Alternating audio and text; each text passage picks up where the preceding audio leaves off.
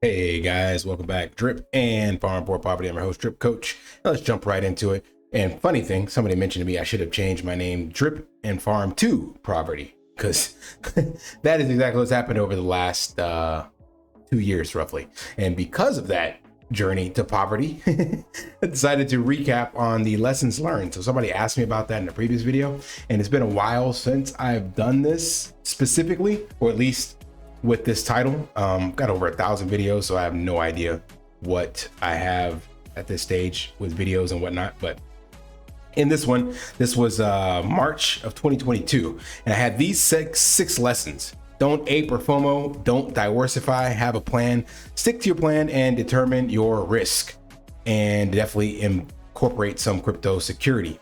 All right, so none of that has changed. However, I do have an update to some information over the last couple years, specifically more lessons learned from the Forex Shark ecosystem side in conjunction with DeFi in general. So first, number one, don't trust, verify. So this is probably the absolute most important thing next to security that I would probably look at, because the power of the blockchain, on one hand, it's great because there's transparency on all the transactions, things of that nature. And on the other hand, it gives some people some pseudo anonymity, and therefore they can act certain ways, like, keyboard warriors and trolls, things of that nature. So because of that, and because it's just this unregulated space with lots of money that can be made, you have your charlatans, your snake oil salesmen, all these kinds of things, and you never know what you're going to get on the other side of that screen or on that contract for that matter. And even when you verify with some of the blockchain analytic tools or with audit, you still can get wrecked. So it's just crazy.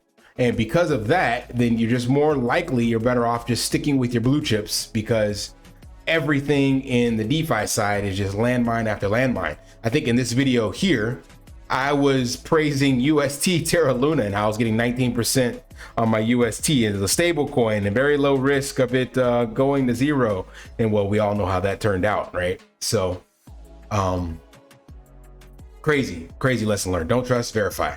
And I was singing the praises of Luna and all that stuff like that, and come to find out that that was not sustainable, and lost probably 25 grand in that one.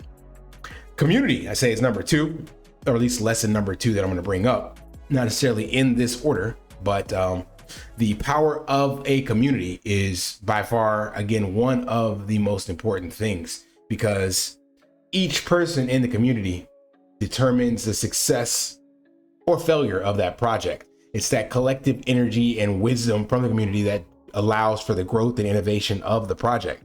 And if there's no energy, no hype, then projects die on the development board. And of course, on the flip side, if there's a lot of negativity and lack of trust, then of course they can also die on the development board or the inception board at that stage. So community is paramount, and without community, there is no DeFi. Like, you could think of the, crypto tokens. I've used this analogy before. I think I got it from somebody else far smarter than me. But essentially, all these is collectibles, right? So depending on what you collect, be it bottle cap, like back in the day, maybe people know more, but bottle caps, baseball cards, stamps, garbage pail kids, beanie babies, it doesn't matter. The only reason those things have value that you can exchange for monetary value is because there's a community willing to buy it on the other end. And crypto is no different. Only thing that's changed is instead of it being physical, it's digital. That's it. So if you remove the community, there is no crypto. The Bitcoin would have died at the pizza day inception if no one had bought a pizza and actually gave utility to Bitcoin. And here we are a decade later. Next up, transparency. So this is by far the foundation of any financial system, and more importantly, DeFi is the cornerstone of trust. You are in the DeFi system. Transparency is the cornerstone of trust. So without that, we have nothing. I'm sure you've seen projects soar with open communication and plummet when they hide critical information. So without transparency, there leaves a lot of speculation, and the lack of transparency is the primary driver for FUD, fear, uncertainty, and doubt, because basically people are left to their own devices and come up with their own solutions and ideas of what's going on behind the scenes. And well, when that happens, things can quickly spiral out of control because there's no transparency. So that is paramount as well. Man, risk of anonymous developers. So this is yet another double-edged sword. It can foster innovation, allowing creators to work without a bias or pressure, but it can also lead to skepticism and trust issues. Back to transparency. So I'm sure we can all relate to different projects that we've been in where you have anonymous developers that will rug or exploit a contract, or you have pseudo-anonymous developers that talk to you but don't deliver on things, and then there's no risk for them to not deliver because no one knows who they are. So they have no skin in the game to actually do what they said they would do. And also on the flip side, when you have someone completely forward facing, you know exactly who they are, where they are, and everything else, Brian Legend, they can scam and rug. So you really, it's again, double-edged sword, but I think at the end of the day, most of us would prefer someone to rug you and you know who they are.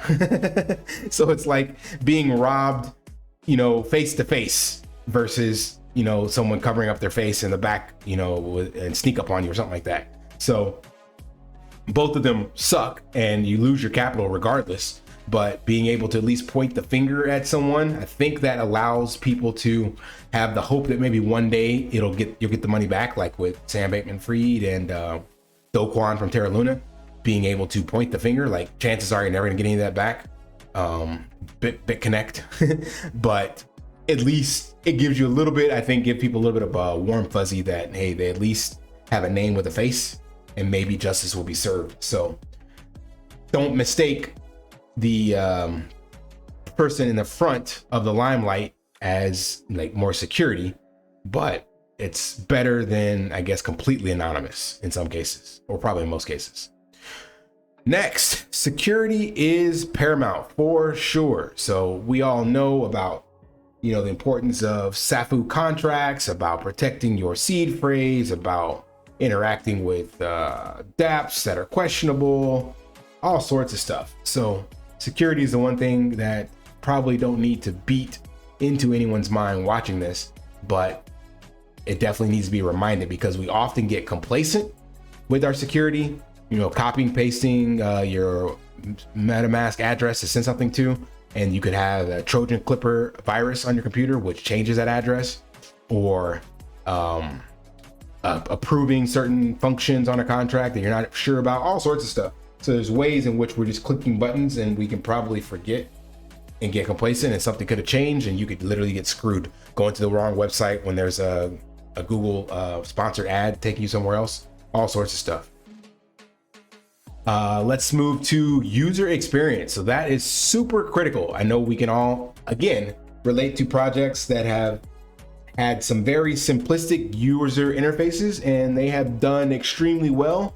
Then you have others that have put these complex things together, and if you confuse, you lose. And we also know projects in which we waited and waited and waited for a UI and it did absolutely nothing for the value of the token. And then we've seen UIs on other tokens come out within a couple days and it's super simple, nothing fancy, and the token price shoots up to the moon.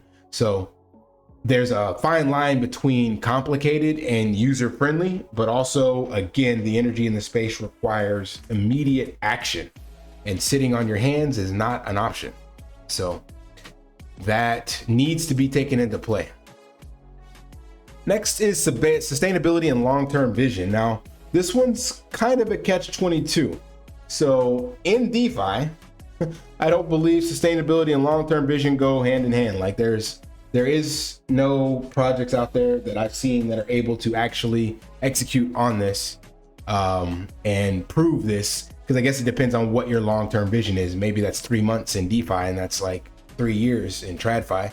But at the same time, if you're looking to actually make money in crypto, then you do have to at some stage get into long-term sustainable projects. that are actually trying to bring real world utility and use case, things of that nature. It's okay to be in the degen, quick flip, pump and dumps to try to just become a millionaire overnight. But those people who get lucky on that are few and far between.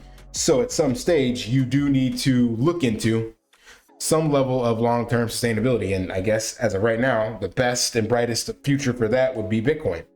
So if you're gambling in DeFi, make sure you're also stacking blue chips. And last but not least, continuous learning and adaptation. So this is not only in the developer, smart contract space, but for you as the individual. So you have to stay abreast of the newest trends, adapt, and be aware of what the energy in the space is pulling towards. I've made this analogy before. You cannot swim against the tide. You'll just get tired and drown. And there is a very strong current in this degen kind of YOLO pump and dump space right now. I'm guessing in other areas, there's more people and other stuff. So I'm guessing the big money, of course, will come into your blue chips, things of that nature. But in this niche that we're in, there is no sustainability built into it. And that is another lesson learned that I would change from Forex, rather than listening to him where he says, quote unquote, don't buy hype, buy value. I would actually not listen to that. I would flip that. Right now, you have to buy hype if you're looking to make a quick buck. Buy value if you're looking to hodl for 3, 5, 10 years. And that value would not be anything in the DeFi side. That value would be ETH, Solana, Bitcoin, all those other tokens, your blue chips, AVAX, these kinds of things. So if you're in DeFi, you have to buy hype because that's the only thing that's going to make you money. If you're trying to buy value, you will get wrecked because the bulk of the energy in the space is not looking for value. They're looking for quick flips and quick pump and dumps. And if you try to go against that, then you'll end up exactly like the bulk of us with drip, where your bag just continues to depreciate 99.9999% of its value. So that was buying value, and look at where we're at. Now, granted, who knows what'll happen a year and a half from now, six months to a year and a half from now. Maybe things will change with the community, but as of right now, most of us in the position that we're in with our drip bags did not plan on this. We bet on the jockey and we bet on buying value, and we were all running those calculators about making X number of drip per day being worth X dollars amount, and that was a short-term vision.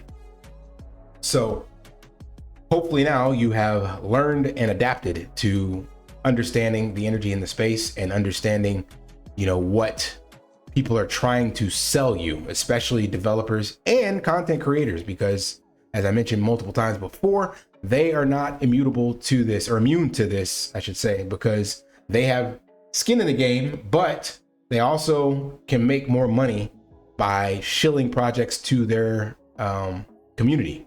So you have to be wary of that as well. All right, these were my 8 lessons learned. It said 7 up here, but I added the don't trust, don't verify. So correction. And it was just a recap again from back here, the 6 that I had a year and a half ago, roughly. So let me know down in the comments from you guys what your lessons learned are, and what your plans are in the future. I've already seen plenty of you say you're not investing in any Forex Shark projects, but are you still gambling in the DeFi degen space? Are you still hoping to become a millionaire overnight, or have you just left completely? Let me know. Smash that HBO special, help a brother out, like, subscribe, comment down below, and until next time, lift daily and achieve your impossible. See ya. Want to pay your in real life bills with crypto? How about send crypto directly to anyone with a bank account? SPRITZ Finance is a decentralized solution to be your own bank and connect your crypto earnings to real world bills and payments. They do not take custody of your assets and allow support on multiple blockchains and Web3 wallets. Sign up below using my referral link and you will get $50 back when you make your first $50 bill payment with crypto. Additionally, I will be using referral bonuses to airdrop, donate, or burn based on community feedback. Sign up now.